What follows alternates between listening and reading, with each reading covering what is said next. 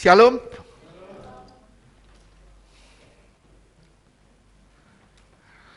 Mungkin saya pernah kasih judul yang sama, tapi hari ini mungkin saya akan bahasnya dengan cara yang berbeda. Kalau saudara mungkin lihat di blog, mungkin ada judulnya Berjalan dalam Roh, atau saya nggak tahu ada atau nggak tahu. Nggak tahu. Tapi judul khotbah hari ini adalah Berjalan dalam Roh. Saudaraku dikasih Tuhan, apa sih tujuannya kita berjalan dalam roh? Tujuannya kan satu. Karena surga itu rohani, tempat rohani, bukan tempat jasmani. Oleh sebab itu, Tuhan sedang menuntun kita ke surga. Gimana caranya? Nggak ada cara lain, kita harus berjalan dalam roh. Amin. Sekarang sama-sama kita lihat di Galatia 5 ayat 16 sampai 17. Galatia 5 ayat 16 sampai 17. Galatia pasal 5 ayat 16. Maksudku ialah hiduplah oleh roh, maka kamu tidak akan menuruti keinginan daging. Iya, tujuannya ke sini kita tidak boleh lagi mengikuti keinginan daging. Oleh sebab itu dimulai dengan kata hiduplah dalam roh. Terus Galatia 5 ayat 17. Sebab keinginan daging berlawanan dengan keinginan roh, iya, dan keinginan roh berlawanan dengan keinginan daging. Ini pasti bertentangan. Daging sama roh itu pasti bertentangan. Terus? Karena keduanya bertentangan, sehingga kamu setiap kali tidak melakukan apa yang kamu kehendaki. Iya. Karena keduanya saling bertentangan, akhirnya seringkali kita gagal untuk melakukan firman Tuhan. Kita pengen berbuat baik, tapi roh kita menyeret, daging kita menyeret kita untuk berbuat jahat. Ya, firman Tuhan jelas bilang di sini ada pertentangan di dalam tubuh kita masing-masing. Saya ulang sekali lagi, di dalam tubuh saudara masing-masing itu ada pertentangan. Amin. Coba lihat di Kejadian 25 ayat 21 sampai dengan 23.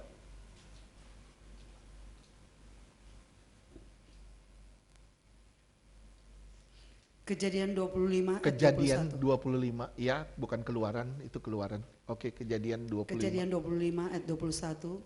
Berdoalah Ishak kepada Tuhan untuk istrinya, sebab istrinya itu mandul. Iya. Tuh, Terus Tuhan Ribka mengabulkan itu doanya. mandul, terus Tuhan mengabulkan doanya. Sehingga Ribka istrinya itu mengandung. Terus Kejadian 25 ayat 22. Tetapi anak-anaknya bertolak-tolakan di dalam rahimnya, dan ia berkata, jika demikian halnya mengapa aku hidup? iya, Dan di ia dalam pergi. rahim ini ada dua yang bertolak-tolakan.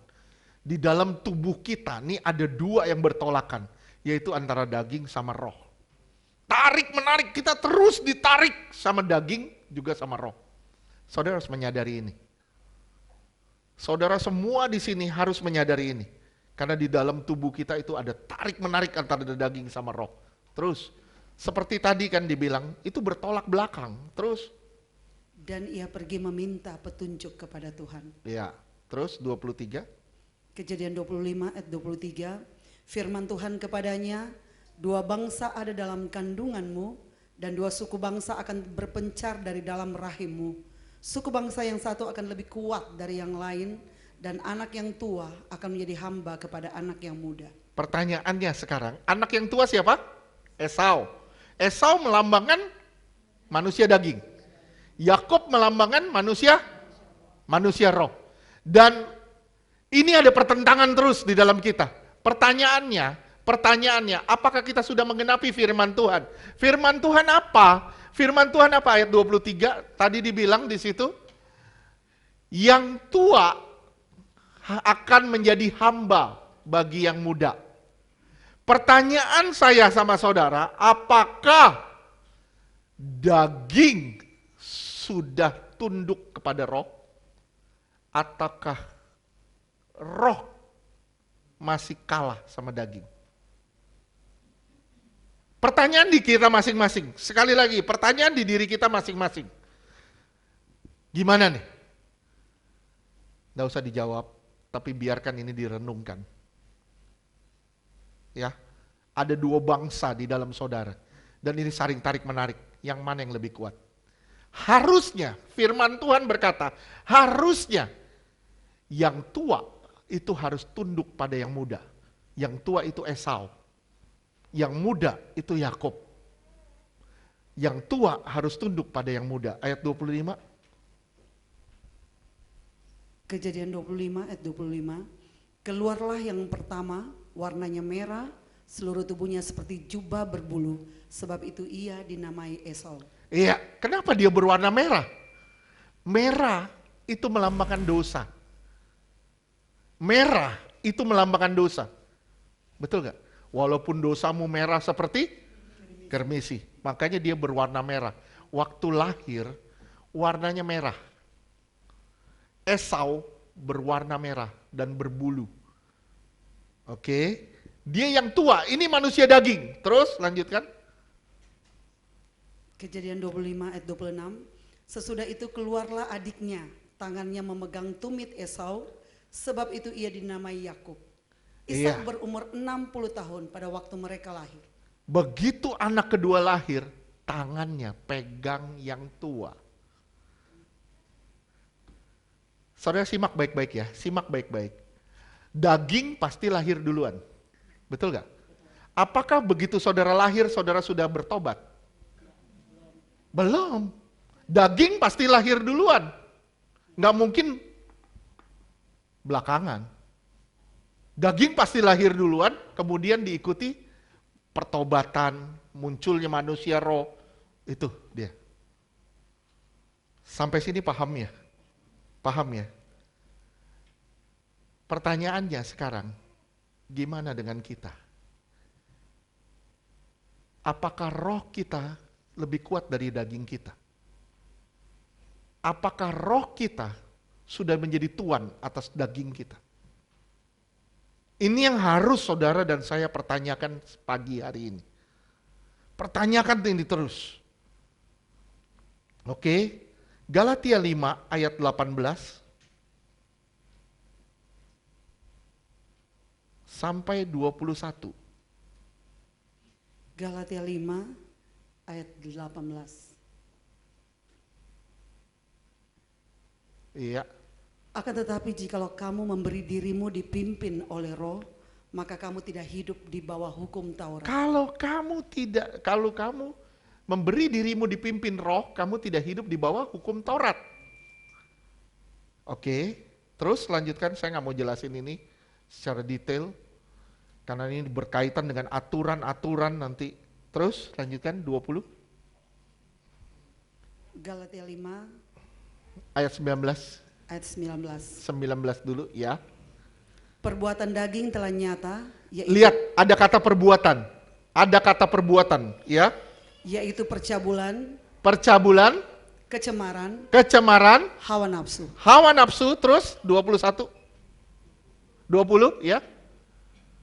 Galatia 5 ayat 20, penyembahan berhala, sihir, perseteruan, perselisihan, iri hati, amarah, kepentingan diri sendiri, percideraan, dan roh pemecah.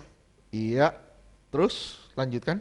Galatia 5 ayat 21, kedengkian, kemabukan, Waduh, banyak sekali. pesta pora, dan sebagainya. Dan sebagainya.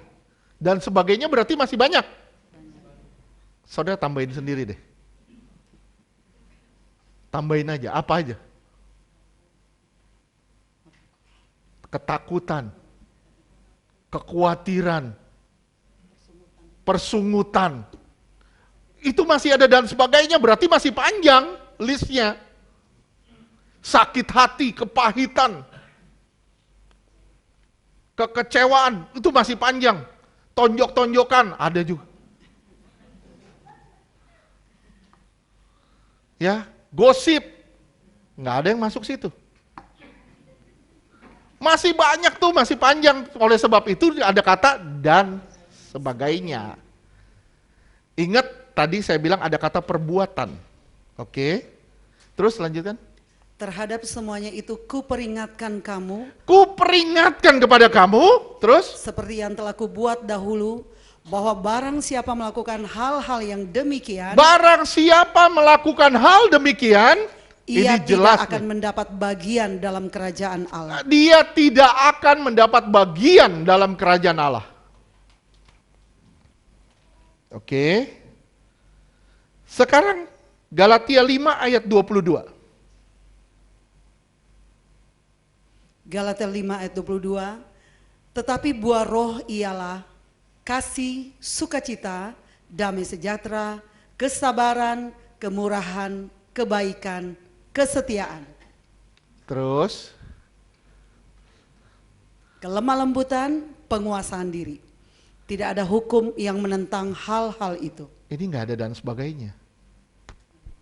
Perbuatan daging ada dan sebagainya. Tapi ini nggak ada dan sebagainya. Terus Galatia 5 ayat 24, barang siapa menjadi milik Kristus kalau Yesus, saudara menjadi milik Kristus Yesus, terus ia telah menyelipkan daging dengan segala hawa saudara nafsu. harus menyaripkan daging dan beserta semua hawa nafsunya. Terus Dan keinginannya. iya 25. Galatia 5 ayat 25, jikalau kita hidup oleh roh, baiklah hidup kita juga dipimpin oleh roh. Dipimpin oleh roh. Oke. Terus 26. Galatia 5 ayat 26, dan janganlah kita gila hormat, janganlah kita saling menantang dan saling mendengki. Oke. Jangan gila hormat. Jangan saling menantang dan jangan saling mendengki. Oke. Sampai sini paham? Sekarang saya mau tanya sama saudara. Tadi ada kata perbuatan daging, betul? Kalau saudara lihat di buah roh, itu perbuatan juga bukan? Kenapa di buah roh tidak ada kata perbuatan? Tapi di daging ada kata perbuatan. Coba, ada yang berani jawab?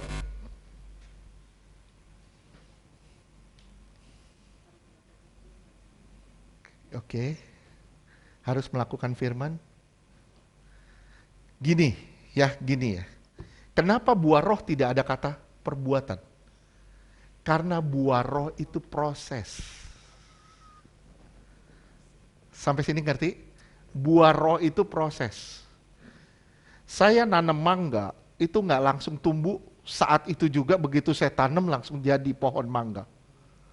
Enggak langsung berbuah, itu butuh proses. Sampai sini paham? Tapi perbuatan daging itu enggak butuh proses. Saya mau curi, hari ini pun saya bisa curi. Saya mau gosip, enggak butuh proses. Betul gak? Betul gak? Gosip tidak perlu proses. Cukup duduk bareng, ngoceh bareng. Dosa bareng. Ngerti tidak? Untuk daging itu butuh perbuatan. Perbuatan itu tidak perlu proses. Tapi buah roh itu butuh proses. Enggak ada yang instan. Semuanya bertumbuh. Harusnya bertumbuh. Sampai sini ngerti? Oleh sebab itu, buah roh tidak disebut kata perbuatan, tapi daging disebut kata perbuatan. Kenapa? Daging itu instan. Anak kecil umur 2 tahun, 3 tahun, enggak usah diajarin bohong. Hayo, sini duduk, papa ajarin caranya berbohong yang baik dan benar. Enggak perlu. Anak kecil duduk, tiba-tiba instan dia sih bisa bohong. Oke? Sampai sini ngerti? Instan. Kenapa? Karena itu perbuatan, itu natur manusia. Nah, begitu kita masuk di dalam buah roh, kita melalui proses, lewati proses. Gimana caranya? Kita dipimpin oleh roh. Nggak ada cara lain. Harus dipimpin oleh roh. Kalau kita nggak mau dipimpin, nggak mau dituntun, lah kita dalam bahaya fatal dong. Jelas firman Tuhan bilang, tidak akan masuk dalam kerajaan Allah, tidak dapat bagian dalam kerajaan Allah. Itu jelas firman Tuhan bilang gitu.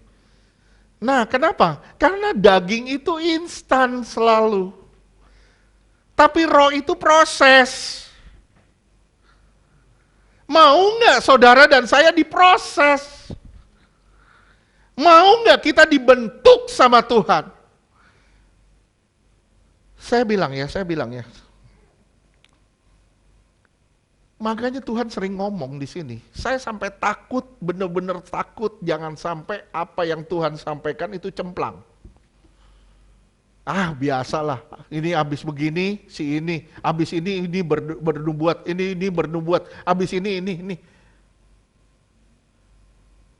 Saya takut loh, benar saya takut loh. Kenapa?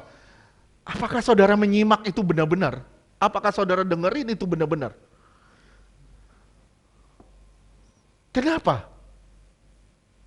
Gini, satu kali saya bicara, saudara mungkin bilang, wih, ini hebat, ini bagus, misalnya. Tapi kalau saya sering ngomong, saudara bilang, bosen. Nah ini yang dikhawatirkan, benar-benar dikhawatirkan. Kenapa? Karena Tuhan ngomong. Itu kalau saudara nggak nyimak baik-baik, itu jadi cemplang di hati saudara, benar. Jadi cemplang, jadi nggak ada rasanya gitu di hati kita. Percaya deh, kalau saudara nggak benar-benar nyimak, satu kali saudara dengar, saudara bisa bilang, wih, ini sesuatu yang hebat. Tapi 2 kali, 3 kali, 4 kali, bahkan kalau tiap minggu, saya bilang, Tuhan, saya minta jangan sampai ini jadi tawar di hati jemaat. Jangan sampai ini jadi tawar di hati jemaat. Bener. Serem loh. Semakin banyak yang kita dapat, semakin hati-hati kita harusnya. Karena semakin banyak yang kita dapat, semakin banyak yang kita dituntut. Bukankah ini harus menjadi kekhawatiran kita atau ketakutan kita dalam tanda kutip? Betul gak? Bagaimana caranya? Bagaimana jadinya? Kalau saudara dengar tiap hari tapi saudara tidak berubah-berubah. Gimana jadinya? Bukankah ini suatu yang menakutkan buat kita? Betul gak? Betul ya? Perbuatan daging tidak perlu proses. Cukup duit aja, lakukan aja. Bukan duit. Cukup lakukan aja. Langsung jadi kok. Ya, makanya saudara perhatiin ya. Ada sekolah Alkitab ya? Ada. Tidak ada pernah namanya sekolah dosa, itu enggak ada. Dibuka pendaftaran semester baru. Sekolah dosa, dijamin jadi setan. Gak ada. Kenapa? Itu natur kita kok. Tapi perbuatan buah roh itu butuh proses. Prosesnya gimana? Ya nggak ada cara lain, saudara harus berjalan dalam roh. Dan saudara harus dipimpin oleh roh. Nah sekarang kita sama-sama belajar. Ketika saudara berjalan dalam roh, hasilnya apa? Cirinya apa orang yang berjalan dalam roh? Ciri yang pertama, nah baru hari ini nih saya pakai step-step. Biasanya jarang. Ciri yang pertama, orang yang berjalan dalam roh adalah dimerdekakan dari dosa dan berjalan dalam kebenaran. Itu yang pertama.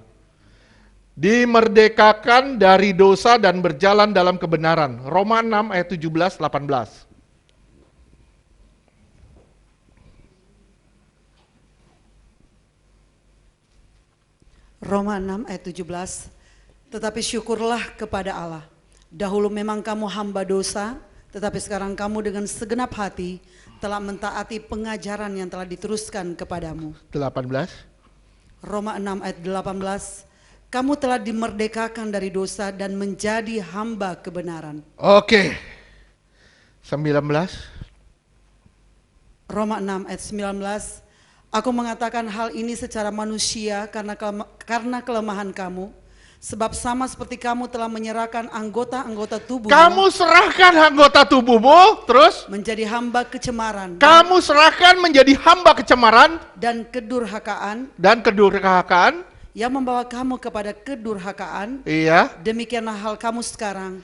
Kamu harus serahkan, terus? Harus menyerahkan anggota serahkan anggota tubuhmu menjadi hamba kebenaran. Menjadi hamba kebenaran yang membawa kamu kepada pengudusan. Yang membawa kamu pada pengudusan. Tuhan mau kita mati. Betul gak? Mati dari apa? Mati dari dosa. Sekarang saya tanya sama saudara. Orang mati bisa buat dosa gak? Pernah dengar gak ada berita di koran ada orang mati ditangkap mencuri? Nggak ada. Kalau orang mati bergosip, itu kuburan itu rame pasti. Tiap malam, wah, kita lewat, gue diomongin. Nggak ada orang mati bergosip, nggak ada orang mati berdosa, nggak ada. Nah oleh sebab itu Tuhan mau saudara dan saya mati. Supaya apa? Supaya saudara dan saya bebas dari dosa.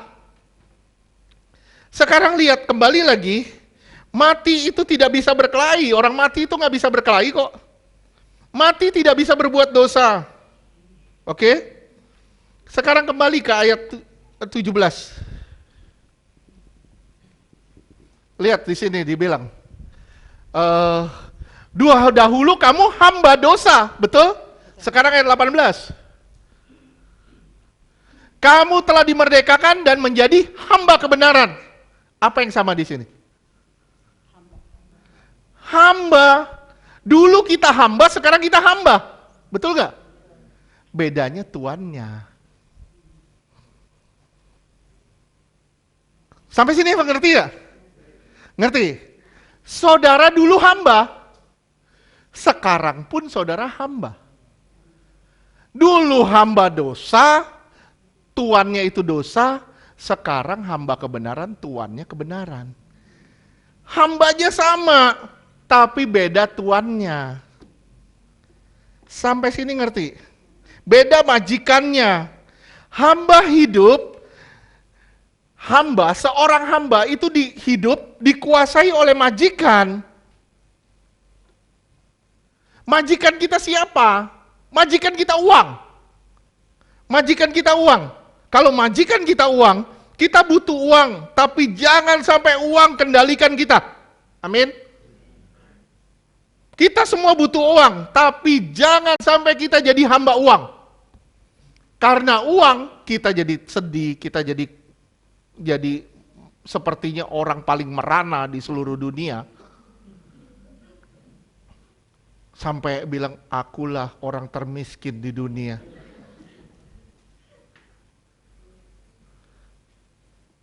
Ingat ya, kita gali di bawah kita. Kita bilang kita udah paling bawah.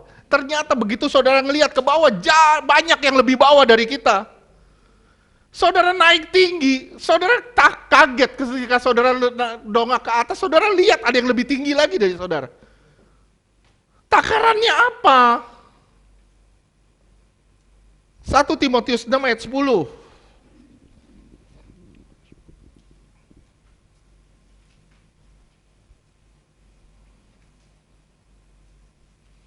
1 Timotius 6 ayat 10. 1 Timotius 6 ayat 10. Karena akar segala kejahatan ialah cinta uang. Cinta uang, bukan cinta Tuhan. Cinta Tuhan itu akar dari segala kebenaran. Kalau saudara jatuh cinta sama Tuhan, itu akar dari segala kebenaran. Terus. Sebab oleh memburu uanglah beberapa orang telah menyimpang dari iman dan menyiksa dirinya dengan berbagai-bagai duka. Ya.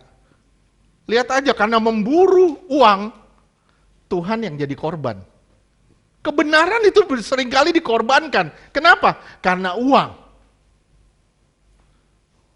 Karena uang, kita jadi bilang, Tuhan, kenapa saya jadi orang susah? Kenapa saya harus dilahirkan sebagai orang miskin? Kita sedih karena kita nggak punya uang. Saya bilang sama saudara ya, saudara harus sedih kalau saudara nggak punya Tuhan, gitu aja. Saya mau bersaksi sedikit. Kemarin Tuhan suruh kita doa keliling. Ingat Tuhan panggil kita sebagai apa? Kawal bangsa, kawal kota. Ya, Tuhan suruh keliling Jabodetabek. Saya sama istri berangkat 8.45, jam 8.45. Baru selesai kita hampir jam setengah 9. Jam 8 lewat hampir setengah 9. Itu sepanjang jalan istri saya disuruh nyanyi. Bisa bayangin berapa belas jam dia nyanyi? Dari suaranya bagus sampai sampai semakin hari semakin turun. Tapi percayalah hadiratnya nggak pernah turun. Dan Tuhan memberi penglihatan luar biasa. Tuhan kita pertama masuk di Jakarta Timur. Saudara, saya nggak bisa sebutin satu-satu, nanti kita bahas nanti saya akan bagikan di grup-grup doa. Saudara perhatiin ya, yang menguasai wilayah Jakarta, Jabodetabek, itu sama semuanya. Apa? Ada rohnya, roh agamawi ide pasti. Makanya sekarang tambah hari tambah radikal orang. Tambah hari tambah radikal. Terus ada roh dosa, roh najis, itu semua sama. Dan luar biasanya pagi hari saya ngelihat roh najis itu keluarnya dari laut. Jadi roh najis itu pusatnya di Tanjung Priuk.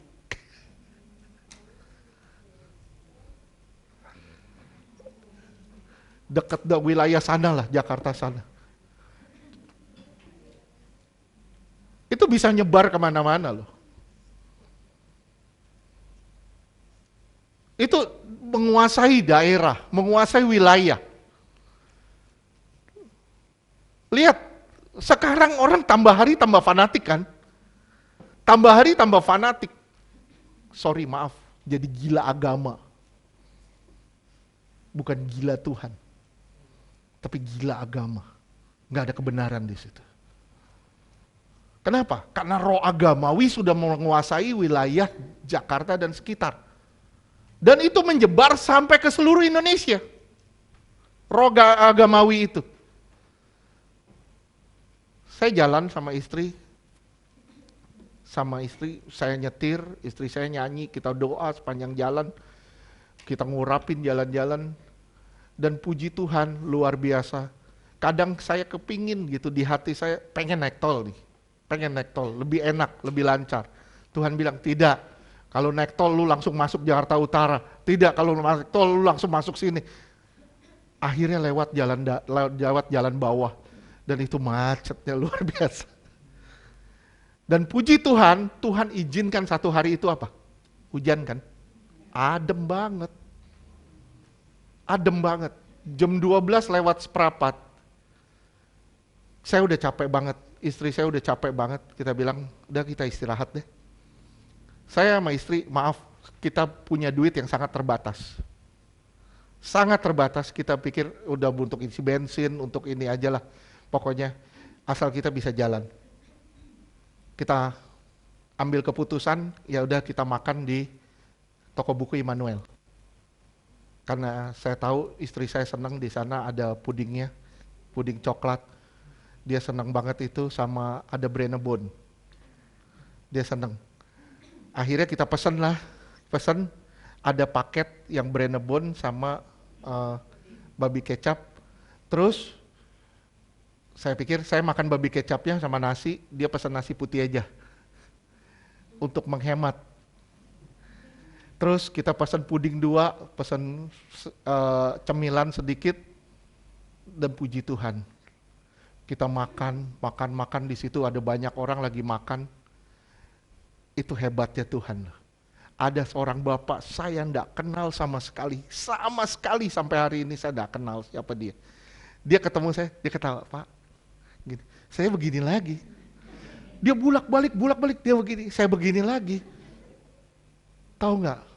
Begitu selesai, saya mau bayar, dia bilang, kasirnya bilang, Pak sudah dibayarin sama bapak itu. Tahu begitu saya pesan banyak.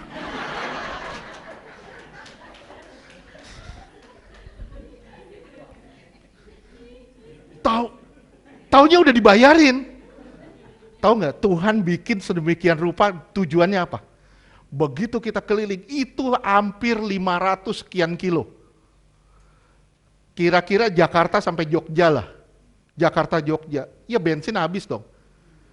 Nah duit makan kan nggak kepake.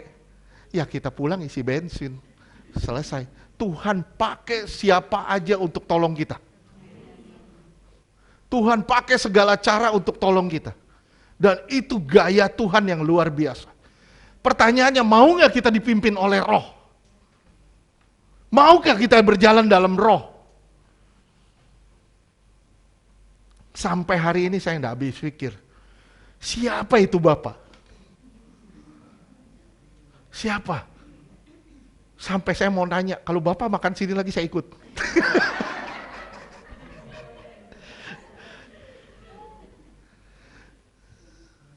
Lihat ya, Elia. Tuhan pakai burung gagak kok untuk bawa daging. Untuk pelihara dia. Saya cuma bilang jangan takut, jalanin hidup ini. Jalanin aja. Percayalah, ketika kita tidak takut, semua beres, selesai pada waktunya. Amin? Nggak usah takut lah, jalanin aja. Pokoknya saya percaya semua pasti selesai dan semua pasti cukup.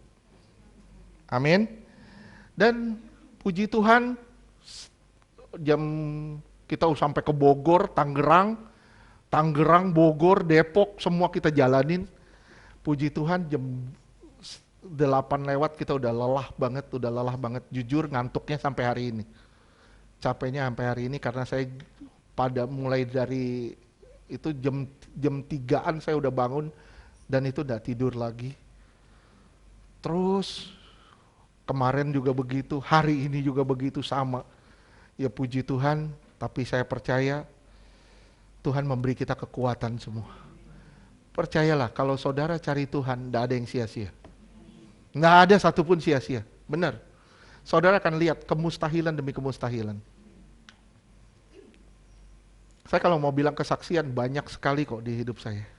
Di hidup kita berdua, banyak sekali. Saya pernah ketemu sama satu orang ibu, sorry maaf, saya nggak pernah kasih nomor akun saya ke dia. Tiba-tiba Tuhan sendiri yang kasih nomor akun saya ke dia. Tuhan sendiri loh kasih nomor akun saya ke dia. Ibu itu langsung pergi ke bank, ibu itu langsung tulis, ternyata benar nama saya. Dan benar-benar saya lagi nggak pegang uang sama sekali. Dan tiba-tiba besokannya ibu itu bilang, Pak benar ya akun Bapak ya? Iya Bu, ibu tahu dari mana? Saya lagi nonton TV, Tuhan kasih nomor. Waduh untung ibu dalam roh, kalau ibu dalam daging, ibu pasangin tuh nomor.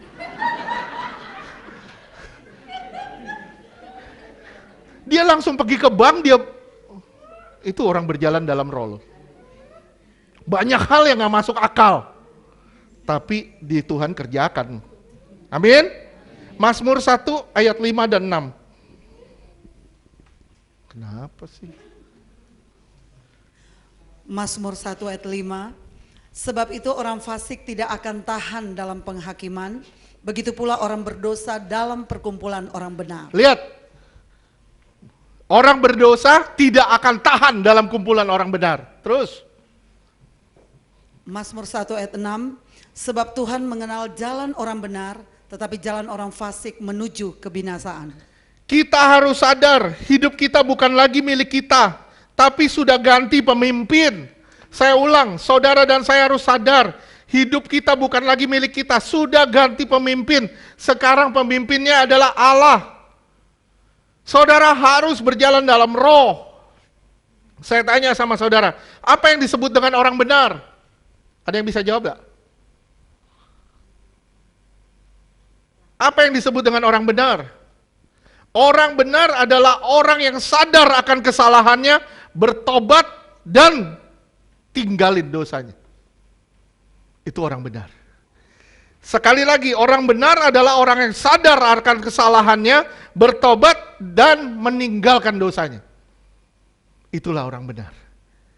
Orang fasik tidak peduli dengan yang namanya dosa. Yang penting gue senang, gue happy, gue bikin. Simak ya, simak perkataan ini. Tolong simak. Jangan tunggu bermasalah baru bertobat. Tapi bertobatlah senantiasa untuk memastikan semua masalah sudah terkalahkan. Amin. Pastikan semua masalah terkalahkan. Jangan tunggu bermasalah dulu baru bertobat. Nah, yang kedua. Yang pertama tadi, ciri orang yang berjalan dalam roh adalah dimerdekakan dari dosa dan berjalan dalam kebenaran. Yang kedua adalah orang yang menghasilkan buah bagi orang lain. Orang yang berjalan dalam roh adalah orang yang menghasilkan buah bagi orang lain. Mazmur 1 ayat 3 dan 4. Mazmur 1 ayat 3. Ia seperti pohon yang ditanam di tepi aliran air, yang menghasilkan buahnya pada musimnya, dan yang tidak layu daunnya. Apa saja yang diperbuatnya berhasil. Apapun yang diperbuatnya berhasil. Saudara, ini ayat positif gak? Kita seperti pohon yang ditanam di tepi aliran sungai. Saudara senang gak kalau saudara seperti pohon yang ditanam di tepi aliran sungai? Senang gak? Yang akan berbuah pada musimnya. Senang gak? Senang. Terus, 4. Mazmur 1 ayat 4. Bukan demikian orang fasik, mereka seperti sekam yang ditiupkan angin. Iya, sekam itu ampas atau debu gandum. Sekam, debu gandum itu nggak ada artinya, dihempas aja. Itu orang yang nggak mau bertobat tuh kayak gitu. Saya ulang sekali lagi, orang yang tidak mau bertobat itu seperti sekam. Ditiup angin, hilang begitu aja. Oke? Sekarang, saudara lihat, saya tadi ngomong, saudara senang nggak seperti pohon yang ditanam tepi aliran sungai? Senang nggak? Emang pohon ini langsung jadi? Enggak. Proses ya? Benar? Mulai dari apa? Benih kan? Mulai dari benih ya? Saudara coba bayangin diri saudara, ditaruh di tanah yang paling dalam. Saudara ditutup di tanah itu. Nah loh, begitu pohon itu bertumbuh, menghasilkan buah, kita bilang, wah haleluya. Lu rasain ditanamnya. Rasain saudara di posisi paling bawah. Sorry ya, maaf ya. Kita kadang kala kita seperti jalan tanpa harapan. Tapi sebenarnya semuanya terjadi untuk pengenalan akan Dia. Supaya saudara lebih dalam, lebih percaya Tuhan. Saudara percaya Tuhan itu nggak pernah berdiri berseberangan dengan kita. Nggak pernah. Tuhan itu ada di pihak kita. Lihat ya, Tuhan itu nggak bakal berdiri berseberangan dengan kita. Begitu saudara ditanam, saudara jangan bilang, wah saya seperti pohon di tepi aliran sungai yang akan berbuah pada musimnya. Jangan bilang begitu aja. Perhatikan cara pohon itu ditanam. Perhatikan benihnya masuk ke tanah. Masuk ke tanah untuk dapat tumbuh. Berhasil. Apa arti kata berhasil? Berhasil. Berhasil maksudnya apa sih? Dari tadi saya tanya sendiri, saya jawab sendiri. Saya tanya sekali lagi, berhasil apa artinya? Berbuah? Oke, berhasil itu artinya gini. Berhasil menjadi seperti tujuan dia diciptakan. Itu yang disebut berhasil. Saudara, saya minta, saudara sadar, saudara diciptakan buat apa? Untuk apa? Untuk menampilkan wajah Kristus. Betul gak? Serupa. Kalau saudara nggak menampilkan wajah Kristus berarti nggak berhasil dong. Betul nggak? Betul? Sekarang gini, pesawat dikatakan berhasil kalau dia bisa terbang. Mobil dikatakan berhasil kalau dia bisa jalan. Kalau mobil nggak bisa jalan, dibilang mobil ini gagal. Berapa banyak Innova yang ditarik? Berapa banyak mobil-mobil CX-5, Mazda CX-5 ditarik dari peredaran? Kenapa? Banyak yang gagal.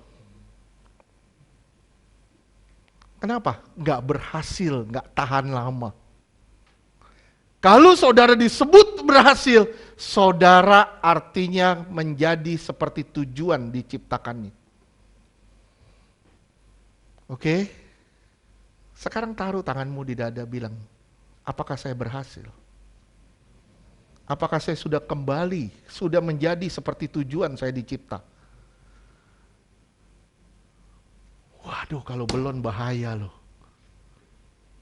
Halo, sampai sini paham? Ya, pesawat berhasil kalau pesawat itu bisa terbang. Kita disebut berhasil kalau kita bisa jadi berkat bagi orang lain. Haleluya, amin. Saya bilang sekali lagi, saudara dikatakan berhasil kalau saudara hidup menjadi berkat bagi orang lain. Sekarang kita lihat di Yakobus 1 ayat 2.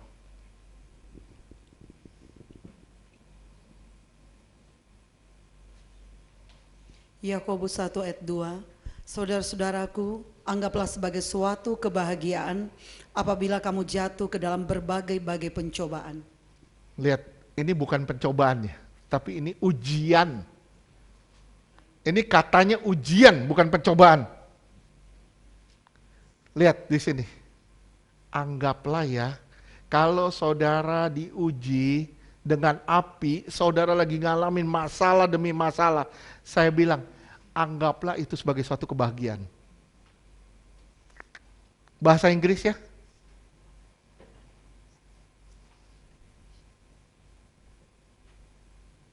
Count it all joy. Lihat di situ, count it all joy. Anggaplah sebagai suatu kebahagiaan itu. Kalau saudara diuji. Lihat ya, kata-kata jatuh kembali ke bahasa Indonesia. Apabila jatuh. Ini luar biasa pakai kata periperipto. Pakai kata periperipto.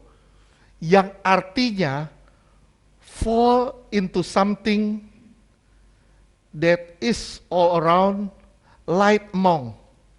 Artinya masuk ke dalam sesuatu yang ada terangnya di situ. Masuk ke dalam sesuatu yang ada terangnya di situ. Percayalah, begitu saudara di tengah bayang-bayang maut, saudara ada terang di situ yang sedang menuntun saudara. Saudara di bawah tanah yang sekalipun, terang itu tidak pernah meninggalkanmu. Seburuk apapun keadaanmu, percayalah terang itu tidak pernah meninggalkanmu.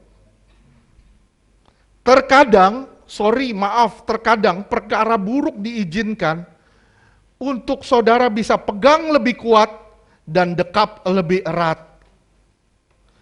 Supaya saudara bisa loncat ke step berikutnya. Waduh, gak gampang loh. Saudara perhatiin ya. Tambah gede pohonnya, tambah dalam akarnya. tambah dalam akarnya, tambah kuat pohonnya. Kalau saudara mau kuat di dalam Tuhan, tidak ada cara lain, saudara harus masuk paling dalam. Saudara akan diuji di paling dalam itu. Waduh, gak gampang loh. Gak mudah loh. Kalau mau bilang saya sama istri, saya ngelewatin gimana caranya di posisi begitu, di posisi paling dalam. Sangat gak mudah. Sangat gak mudah. Terkadang, begitu kita di posisi terdalam, kita bilang, Tuhan gue kok sendirian. Percaya, kita gak sendirian. Dan itu sering sekali saya ucapin, Tuhan saya rasa seperti sendirian. Rasanya seperti sendirian. Nggak ada orang yang tolong saya. Nggak ada yang bisa menolong saya. Nggak ada yang bisa menolong istri saya. Seperti kita sendirian, benar. Saya cuma bilang sama saudara, arepin manusia, kecewa. Banget kecewa, pasti kecewa. Kita bilang si A bisa tolong saya, si B bisa tolong saya, siap-siap kamu akan kecewa. Siap-siap aja. Tapi harapin pertolongan Tuhan. Kita percaya Tuhan tolong kita tepat pada waktunya. Kita berdua nggak punya penghasilan kok. Tapi lihat makin hari makin tambun. Lihat kita nggak punya penghasilan. Tapi gimana cara Tuhan pelihara kita? Tapi terkadang posisi kita paling bawah memang. Kita bilang sepertinya nggak ada harapan, sepertinya semua blank.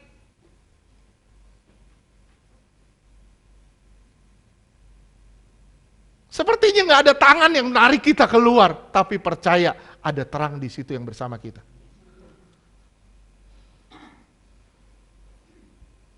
Nggak gampang loh ngelewatinnya.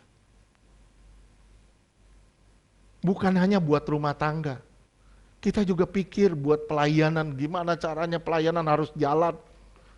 Gimana caranya pelayanan harus terus running. Kita nggak punya apa-apa, kita cuma punya ini.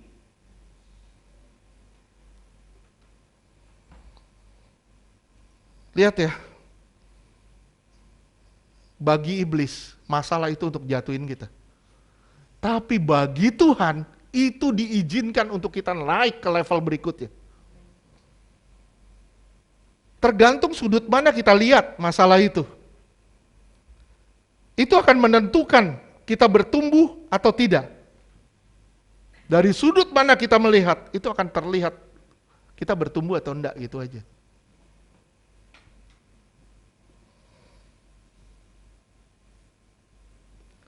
Ketika saudara datang ke Tuhan, gak usah pakai banyak rumus lah, gak usah pakai banyak rumus-rumus. Saudara bilang, wah ini mungkin saya harus begini, saya kurang doa, saya kurang puasa, kurang ini. Kurang bertobat aja. Tapi kadang juga Tuhan mengizinkan sesuatu terjadi demi kebaikan kita. Demi kebaikan kita. Percayalah Tuhan jalan sama kita, itu sudah cukup. Percayalah waktu Tuhan bilang di atas kayu salib, semua sudah selesai. Apa yang sudah selesai? Dosamu sudah dibereskan, sudah selesai. Sakitmu telah disembuhkan. Permasalahannya, cukup aja kita ngomong. Tuhan terima kasih, Tuhan telah menyelesaikan segalanya di atas kayu salib. Tuhan, saya mau diselesaikan juga sampai saya berjalan dalam roh. Amin? Amin ya. Saya lihat ya. Saudara pasti akan terima semua janji Tuhan. Tuhan janji, banyak janji Tuhan di sini. Saudara mau terimanya enggak? Kalau saudara mau terima janji-janji ini, berjalanlah dalam roh. Saudara akan dapat janji-janjinya satu persatu. Yang ketiga, orang yang berjalan dalam roh adalah orang yang memahami perkara-perkara rohani. Simak, Efesus 3 ayat 17 dan 18.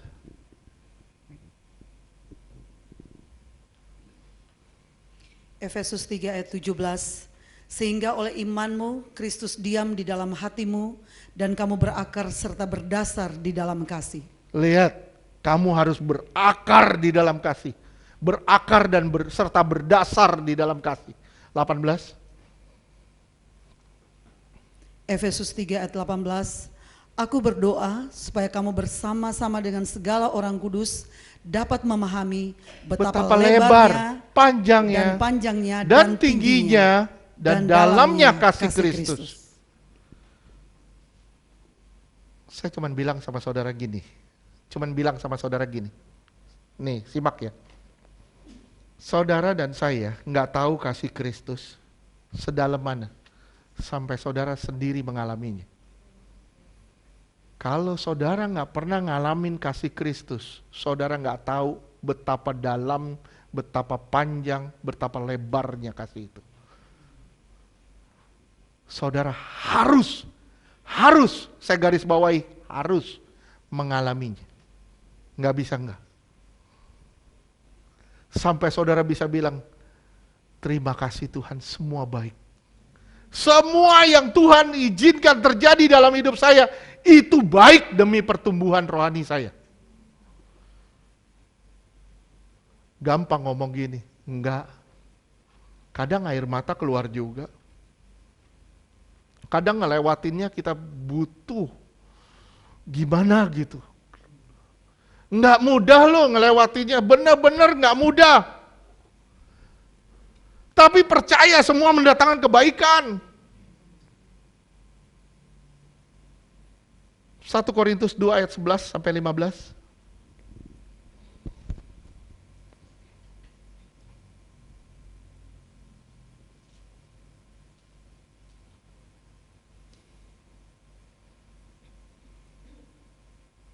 Satu Korintus 2 ayat 15.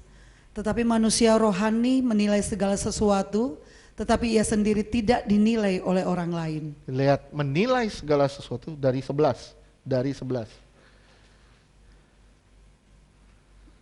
Korintus 2 ayat 11. Siapa gerangan di antara manusia yang tahu apa yang terdapat di dalam diri manusia selain roh manusia sendiri yang ada di dalam dia? Demikian pula lah tidak ada orang yang tahu apa yang terdapat di dalam diri Allah selain roh Allah. Iya. Terus 1 Korintus 2 ayat 12. Kita tidak menerima roh dunia, tetapi roh yang berasal dari Allah, supaya kita tahu apa yang dikaruniakan Allah kepada kita. Ya, supaya saudara tahu apa yang Tuhan telah berikan kepada saudara. Saudara harus hidup dalam roh, berjalan dalam roh, supaya saudara tahu apa yang Tuhan telah berikan buat saudara. Terus?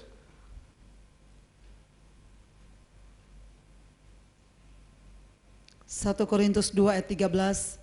Dan karena kami menafsirkan hal-hal rohani kepada mereka yang mempunyai roh, kami berkata-kata tentang karunia-karunia Allah dengan perkataan yang bukan diajarkan kepada kami oleh hikmat manusia, tetapi oleh roh. Iya, 14. 1 Korintus 2 ayat 14. Tetapi manusia duniawi tidak menerima apa yang berasal dari roh Allah, karena hal itu baginya adalah suatu kebodohan. Dan ia tidak dapat memahaminya, sebab hal itu hanya dapat dinilai secara rohani. Iya. Saudara baru bisa mendapatkan siapa Allah atau mengerti, memahami perkara-perkara rohani ketika saudara berjalan dalam roh. Kalau saudara nggak berjalan dalam roh, jangan pernah harap saudara mengalami mengerti perkara-perkara rohani. Benar, 15. 1 Korintus 2 ayat 15.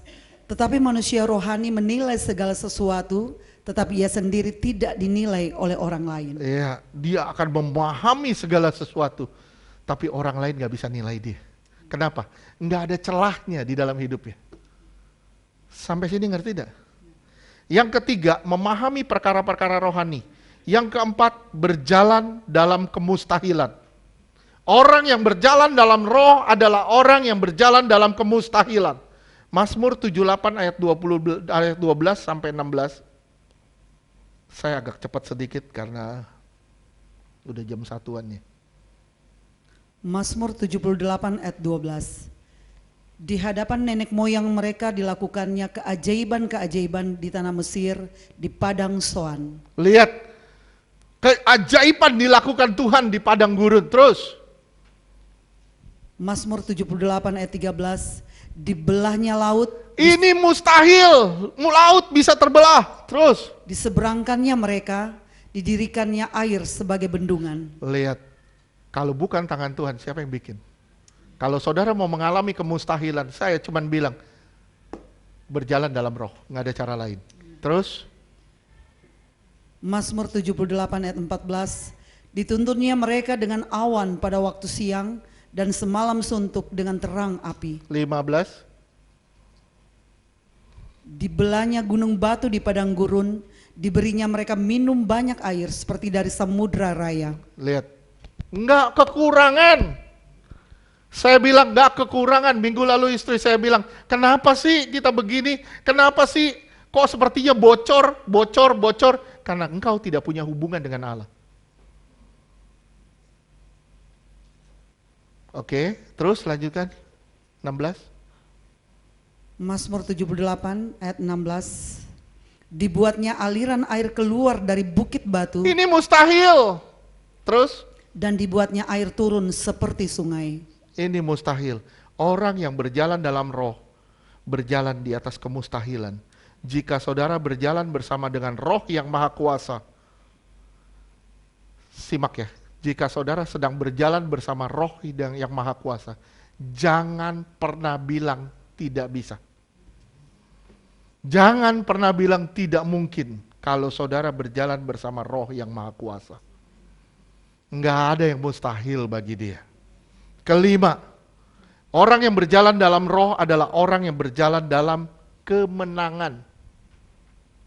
Saudara boleh lihat di Roma 8 ayat 14. Ini dalam satu perikop judulnya berjalan dalam roh. Oke, ayat 14. Roma 8 ayat 14. Semua orang yang dipimpin roh Allah adalah anak Allah. Iya. Kalau saudara memberi dipimpin oleh roh Allah, saudara baru bilang, gua anak Allah. Kalau saudara nggak mau dipimpin oleh roh Allah, saudara berontak terus, siapa bapakmu? Oke? Ayat 31. Langsung ke 31. Roma 8 ayat 31. Sebab itu apakah yang akan kita katakan tentang semuanya itu? Jika Allah di pihak kita, siapakah yang akan melawan kita? Jika Tuhan bersamamu, siapa yang bisa melawanmu? Enggak ada satu pun yang bisa melawanmu. Ayat 37.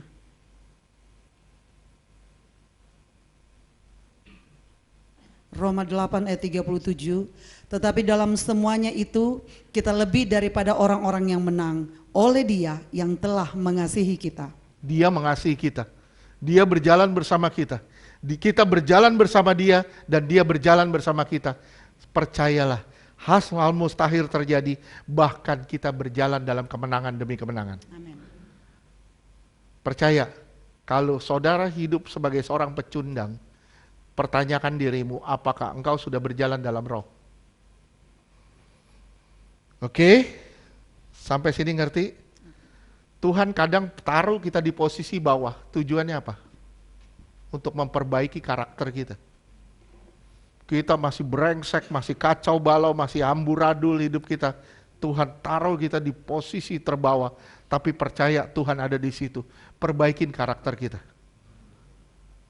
Nanti begitu kita diberi karunia, saudara dapat karunia roh. Karunia roh, karakter saudara berantakan, karakter saudara bukan karakter Yesus.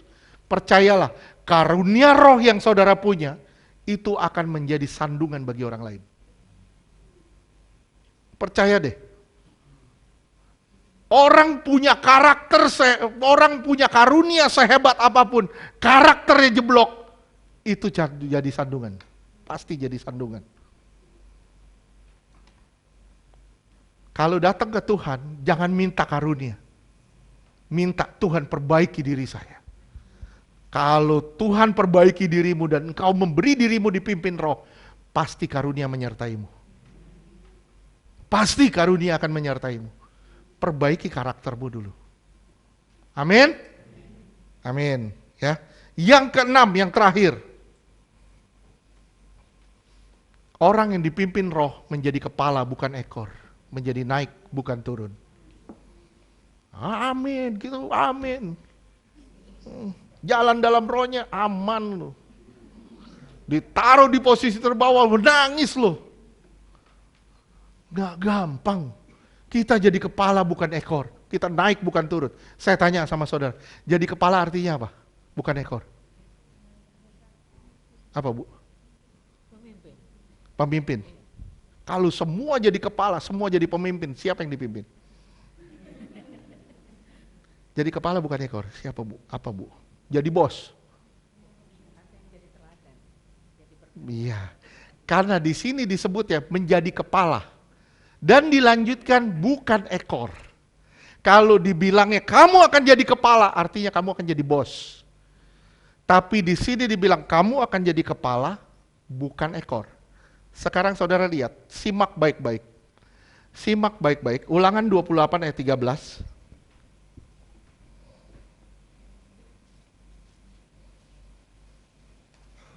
Ulangan 28 ayat 13. Tuhan akan mengangkat engkau menjadi kepala dan bukan menjadi ekor.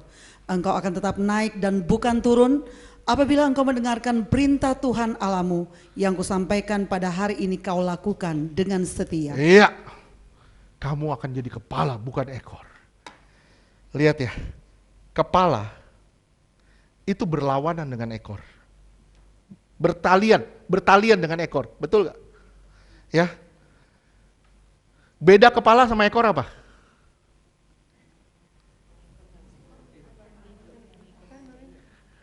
Kepala itu memimpin. Ekor itu yang dipimpin, ditarik.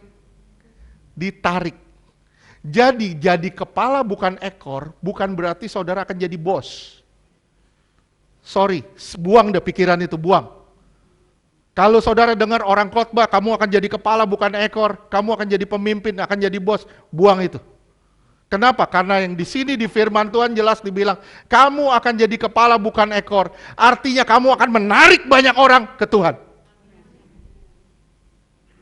Kamu akan jadi teladan. Kamu akan jadi teladan bagi banyak orang. Ekor itu yang ditarik. Kepala itu yang menarik. Saudara jadi kepala, artinya saudara akan jadi teladan dimanapun saudara berada.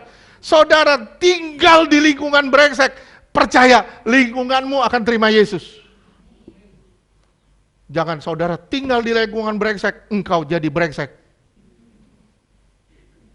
Jangan, kita jadi kepala, bukan ekor. Kita jadi kepala artinya kita jadi teladan bagi orang-orang di sekitar. Amin. Apa artinya naik bukan turun?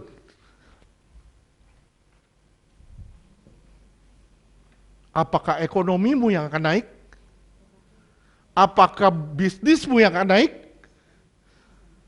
Bukan.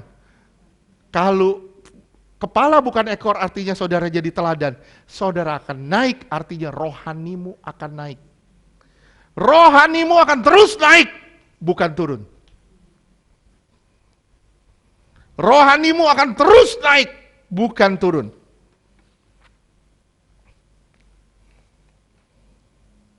Kehidupan spiritual kita semakin hari semakin nanjak, bukan turun. 2 Petrus 1 ayat 5 sampai 8. Nih, lihat ya. Ini hal rohani nih, yang semakin hari semakin naik. Terus 2 Petrus 1 ayat 5. Justru karena itu kamu harus dengan sungguh-sungguh berusaha untuk menambahkan kepada imanmu kebajikan dan kepada kebajikan pengetahuan. Terus ini naik terus. Terus dan kepada pengetahuan penguasaan diri kepada penguasaan diri ketekunan, dan kepada ketekunan kesalehan. 7. Dan kepada kesalehan kasih akan saudara-saudara, dan kepada kasih akan saudara-saudara kasih akan semua orang. 8. Sebab apabila semuanya itu ada padamu dengan berlimpah-limpah, kamu akan dibuatnya menjadi giat dan berhasil dalam pengenalanmu akan Yesus Kristus Tuhan kita. Kamu akan berhasil. Sekali lagi saya tanya sama saudara, berhasil artinya jika kita menjadi sesuai dengan maksud apa kita diciptakan. Oke? Maksudnya apa saudara diciptakan? Nah, kalau saudara menjadi serupa dengan Kristus, baru saudara disebut berhasil.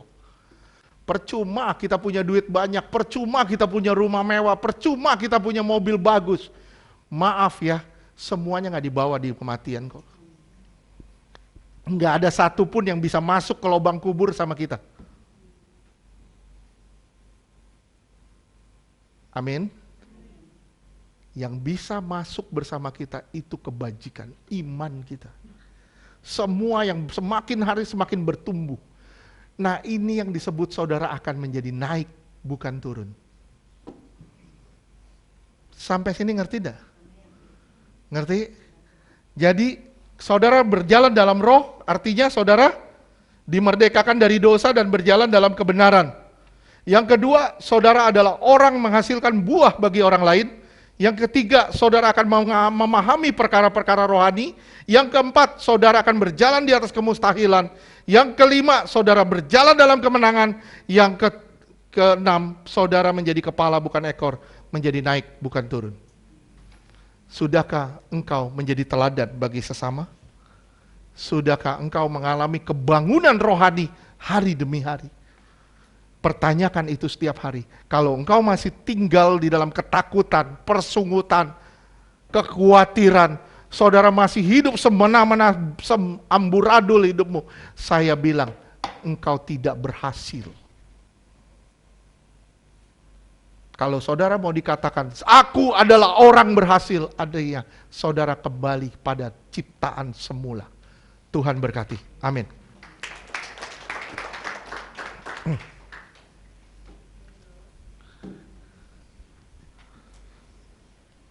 Saya mengundang yang bertugas perjamuan. Halo, saya tanya nih, saudara memahami gak apa yang di-sharingin hari ini? Pertanyaannya, mau gak berjalan dalam roh? Mau? Mau gak kita semakin hari semakin naik sama Tuhan? Mau ya? Percayalah, saudara akan mengalami perkara-perkara adikodrati dalam hidup saudara. Perkara-perkara mustahil dalam hidup saudara.